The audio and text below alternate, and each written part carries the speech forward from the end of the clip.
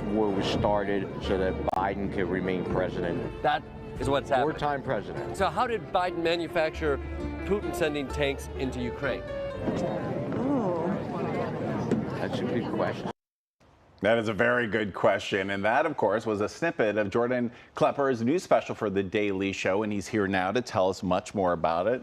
Good to see you, Jordan. Thanks for having me. Thanks for coming in. Yeah. You may not know, but I was a White House correspondent and bureau chief during the Trump administration. So I especially loved your interview. He interviews National Security Advisor during Trump and former Ambassador John Bolton.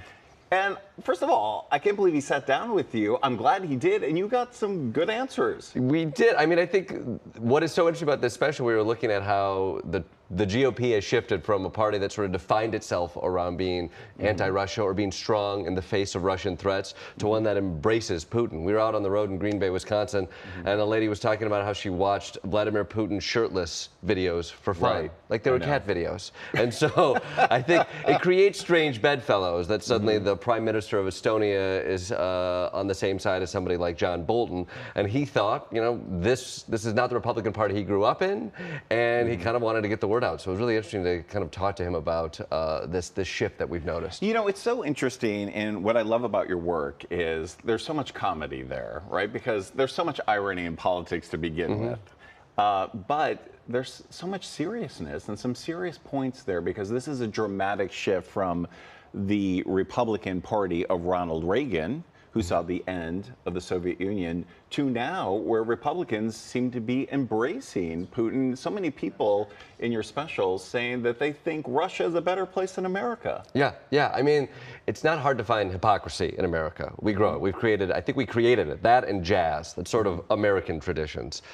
I spend a lot of time out on the road talking to folks like this, and I do think it really, people often ask me, are you still surprised when you go out there? And the truth is, yes. We keep moving the needle as to the things that we are normalizing in America. And this embrace of authoritarian talk, this embrace of Vladimir Putin as a strong man who has a pretty dark track record. And yet we have people in the middle of the country who see him as a better leader. I think a stat came out, over 50% of MAGA Republicans view him as a better leader than Joe Biden. And that to me is bonkers and doesn't get enough attention. Well, it's really testament to Russian disinformation. That's really where this is all coming from, right?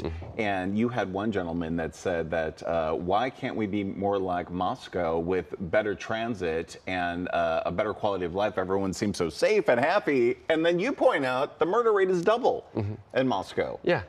And to his credit, he was like, "Oh, thank you for telling me that." And that was because that happened in Wisconsin, and that Midwest nice really comes through even in moments of disagreement. That we noticed Tucker Carlson went over to Moscow, and he talked about how beautiful the subway systems were. He sniffed a ciabatta loaf, very evocative images, tawdry yet evocative. And those images resonate out on the campaign trail. People don't have a clear definition of what Moscow looks like, and so when you have somebody lauding this as like the place to be, the beauty of freedom, we should be more like Moscow.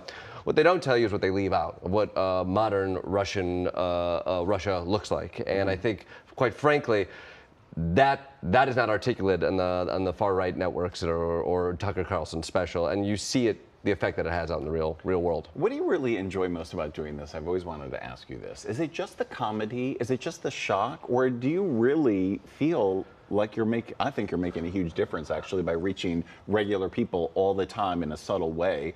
What's the most important part to you? Well, health insurance, first and foremost. Get a steady job that gets you health insurance. Secondarily, I'm naturally curious. You know, you can sit in an office in New York and watch the news, and they will tell you what real Americans think. But until you go out there and ask them and confront them with perhaps the hypocrisies that they haven't been confronted with, like, those are the electric moments to me. And so what I think at its best, the special and the pieces that we get to do on The Daily Show get to go out into real America.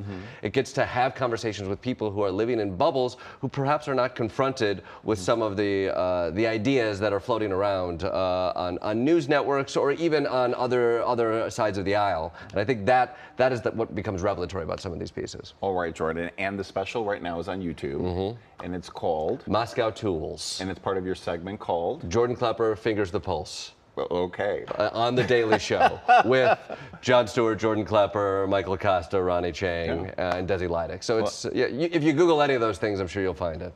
Thank you so much for coming. It's such a great special. I love your pieces. Everyone does, and you can catch it on YouTube. All right. Thanks a lot.